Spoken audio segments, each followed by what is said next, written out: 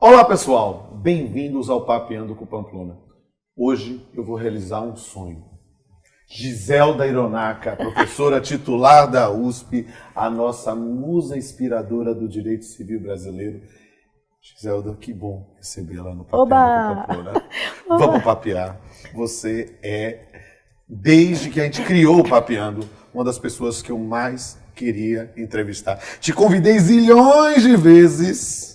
Eu tenho vergonha disso. Eu tenho uma vergonha de não ter aceito, de não ter podido aceitar seus convites anteriores, sempre gentilíssimo. Desculpa, Pamplona. Não tem desculpa, porque você não está aqui só para nos encantar. Você é musa e você vai nos inspirar. E a gente vai bater um papo. Vamos papear? Ainda bem que está gravado. Vamos papear sobre união estável. E, Gigi, vamos conversar sobre união estável. E vamos começar batendo esse papo. Qual o conceito jurídico de união estável? Jurídico é complicado, mas eu acho que se a gente precisa pensar em união estável, a primeira coisa que deve se pensar é que a união estável forma a família brasileira. Pronto. Eu acho que é o principal dado, se precisasse se criar um conceito, que a união estável é formadora da família brasileira. O casamento é formador da família brasileira. Pronto. Está aqui o ponto de equilíbrio, de igualdade entre casamento e união estável para começar a falar. Sim, mas dá para estabelecer uns elementos constitutivos? Dá sim. Se esse é um ponto, de equilíbrio, né, de igualdade entre os dois institutos, o ponto de diferenciação é que o casamento é solene. A união estável não. Ela é uma união de fato. As pessoas decidem formar a família, decidem organizar-se mutuamente, afetivamente, no sentido da constituição de uma família. Sempre lembrando que família não é obrigatoriamente o fato de dois viverem juntos e terem seus filhinhos, não é? Não é o modelo manjedoura, não é obrigatoriamente duas pessoas, homem e mulher, ou duas pessoas do mesmo sexo, apenas constituem família da mesma maneira. Então, elementos constitutivos da união estável seriam, primeiro o primordial de todos. A entidade familiar é a entidade que tem este sentido da formação da família brasileira. Agora, dentro dessa linha, como é que foi? Porque não foi fácil. E você atuou em várias frentes, né? Até no INSS, se não me engano. É verdade. Então, e isso é uma coisa interessante para a gente conversar, porque até chegar à união estável com um status de dignidade constitucional, foi um longo caminho. Fala um pouquinho desse caminho, pessoal. Tem que começar em 1930, eu acho que é uma década de referencial, 1930, porque até ali as coisas ficavam sempre muito guardadas, enfim, não eram colocadas à mostra na sociedade e também não eram colocadas à mercê ou à disposição do Poder Judiciário. Os fatos não eram levados, fatos da vida com consequências, mas não eram mostrados, né, à face do Poder Judiciário. Em 1930 que estas circunstâncias começam a modificar. Se você pensar nessa década, é curioso, porque nós estamos em Getúlio Vargas, não? É com Getúlio Vargas que a mulher adquire o direito de votar. Então, é uma década de reconhecimento de algumas circunstâncias que as mulheres não tinham até então. A mulher de antes, a mulher do século anterior, século XIX, começo do século XX, é uma mulher mais passiva, mais pacífica, que diz menos as coisas a respeito das quais pensa ou quer. E a família transcorria assim, sob um rito patriarcalista, não? O chefe de família, o marido, dizia a respeito do destino de todos os membros da família. Dizia a respeito do destino de seus filhos, que era o destino familiar, escolhendo os maridos das filhas, escolhendo a mulher dos filhos homens, escolhendo a profissão dos filhos homens. Falo dos filhos homens, porque filha mulher não trabalhava não é? Tinha a escolaridade necessária, depois voltava para dentro do lar e se preparava para aquilo mesmo, a organização do lar, que é uma coisa muito linda, muito adequada, mas não é só para nós, é isto, né? E a criação dos filhos, etc. Essa década começa a botar os olhos na mulher, não só nela, mas começa a botar os olhos, melhores olhos, também nos demais membros da família, nos filhos. E os filhos também, é nesse momento histórico que começam a ter voz, se você me permite dizer Sim. assim. Não falam muito, mas começam a ter voz, né? Você ouve, já começa a ouvir a voz dos filhos dentro da ambiência familiar.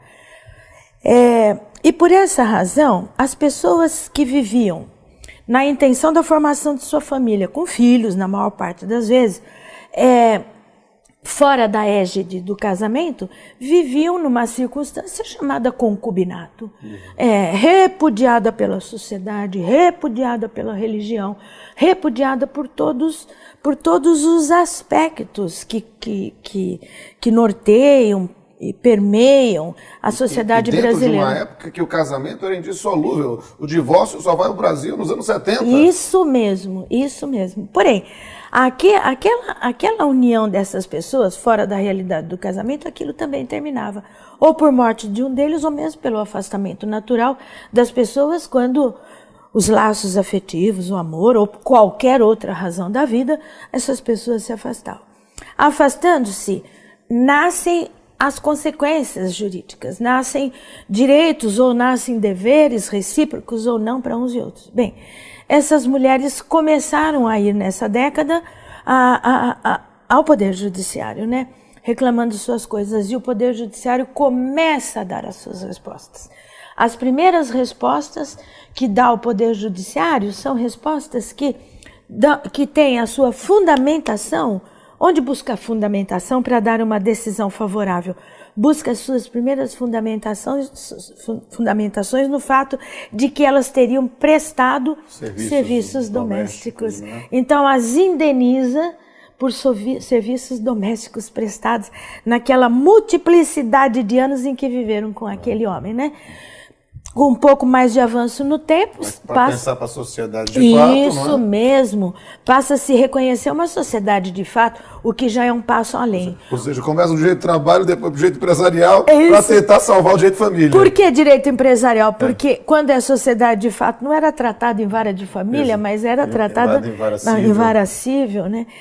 O não reconhecimento daquilo como família reconhecia os efeitos jurídicos, mas não o reconhecimento daquela entidade como família. Mas vai no caminhar. 1980 há uma lei que reconhece os primeiros direitos sucessórios, poucos, mas reconhece. Já é sempre alguma coisa, né? Até chegar em 88. 88. Esse é o grande ano da Constituição Federal Brasileira. Eu falo dessa Constituição, eu sorrio, eu tenho paixão por essa Constituição. Nós, né, convivi com toda a sua formatação, sou formada em 1972, em Direito, e você está proibido de fazer as contas. Foi o ano que eu nasci, professor. E eu mereço que ele fale uma coisa dessa, né? E depois declara amor, etc. Como que eu vou fazer se eu já era advogada quando ele nasceu, né? Mas como o nosso amor já estava construído nas estrelas. E, professora, essa dignidade constitucional é, sem sombra de dúvida, o ponto fundamental. E eu tenho uma plateia que está doida para fazer umas perguntinhas para a senhora sobre essas consequências. Espera um pouquinho que a gente já volta. Olá, professora Giselda. Para mim, como sou Daniel, seu orientando, é um prazer estar participando aqui do Papeando com Pamplona. Eu gostaria de saber como deve ser a vocação sucessória do companheiro no direito brasileiro. Ô Daniel, prazer em te ver mais uma vez. Te vi ainda agora em São Paulo, é bom te ver aqui na Bahia. Então, a sucessão do companheiro sobrevivente deve ser o mais próximo possível daquela mesma regulamentação da sucessão do cônjuge sobrevivo.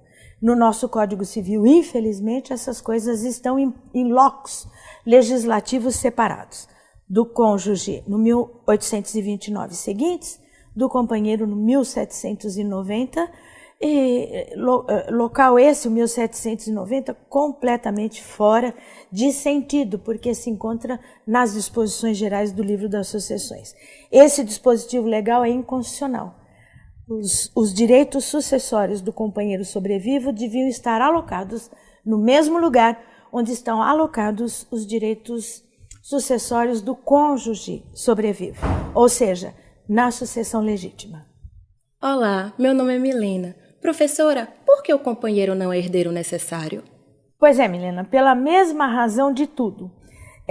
De o legislador do Código Civil de 2002 não ter prestado atenção na organização constitucional de 1988, que fez esta equiparação entre união estável e casamento e deu direitos diferenciados, regulamentações diferenciadas para uns e outros, né? Organizou o cônjuge na regra dos herdeiros necessários e esqueceu de colocar o companheiro. O que é lamentável. O que é absolutamente lamentável. Então, outra coisa aqui, nessa correção, depois declarada eventualmente a inconstitucionalidade do 1790, será alocar a condição do companheiro para todos os lugares no Código Civil onde estiver contemplados os direitos e até os deveres do cônjuge sobrevivo. Olá, professora. Meu nome é Ana Clara. Eu queria saber por que a coabitação não é exigida para a caracterização da união estável. Ana Clara, nem mesmo para o casamento a coabitação é exigida. Os tempos de agora, essa contemporaneidade é diferente de antes, então não se obriga mais que as duas partes, o homem e a mulher, etc., estejam vivendo sob o mesmo teto para que isto retrate, coloque na moldura ou do casamento ou mesmo da união estável, né? A ideia da coabitação é talvez um elemento indiciário para a demonstração, mas não uma obrigação. Olá, professora. Meu nome é Olívia. Professora, como diferenciar um namoro longo de uma união estável? Olívia, é simples. Na união estável, há a intenção da formação de família. No namoro longo, não há a intenção, naquele momento, da formação de família. Pode haver uma futura intenção de formação de família. Como acontece, por exemplo, no noivado, né? Passa-se do namoro para o noivado, intensificando esta intenção futura de constituição de família. Quando se organiza a união estável, pronto, a intenção está ali presente, caracterizando perfeitamente este momento. É uma questão de intenção, uma questão de ânimos, mas ele fica dizendo que tem tantos namoros tão longos que é quase um casamento por uso capião, né? Complicado é fazer a prova, né? É verdade. É fazer a prova em juízo, muitas vezes é complicado. Olá, professora. Meu nome é Gabriele. Eu gostaria de saber qual a força normativa de um contrato de união estável. Gabriele, força normativa propriamente nenhuma.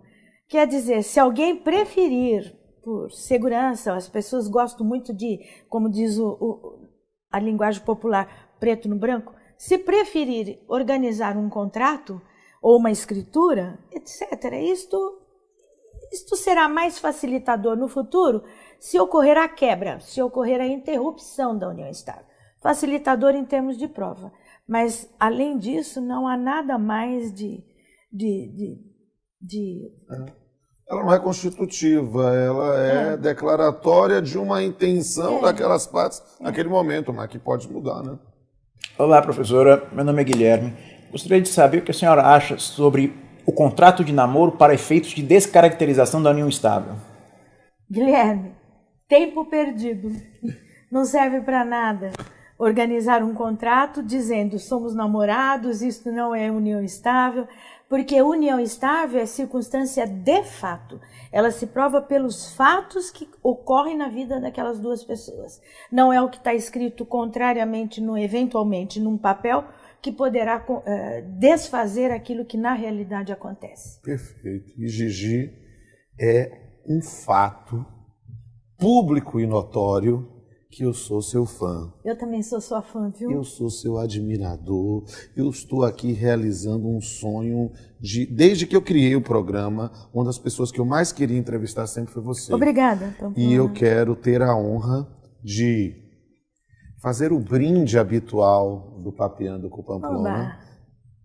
Mas esse brinde vai ser diferenciado, porque quando eu tenho uma musa aqui do lado, eu tenho que deixar o pessoal com ciúme. Ah! Delícia! E amigos, temos que infelizmente encerrar o Papeando de hoje. Eu quero dizer que foi mais um prazer. E eu quero que vocês tenham a oportunidade de acompanhar tudo aqui que rolou aqui nos bastidores e o que rolou nesse e em outros programas. Vejam lá na hashtag Papeando com Pamplona. Vejam lá no Instagram, nas redes sociais, @InstaCesTV. Você pode ver também e inscreva-se nos canais do YouTube, no canal do YouTube do CSTV e no canal do YouTube, no canal Pamplona. Você vai ver todos os episódios, vai ter a oportunidade de ver essa coisa linda, maravilhosa e vários outros grandes juristas. E vamos encerrar o Papeando mais uma vez, na ideia da interface do direito com a arte, do direito com a poesia. Ensinar direito com profundidade e com leveza. Vai aparecer aqui na tela um link, clica aqui na tela, você vai ver um poema inspirado para esse programa. E eu espero que você curta o máximo possível. Até a próxima.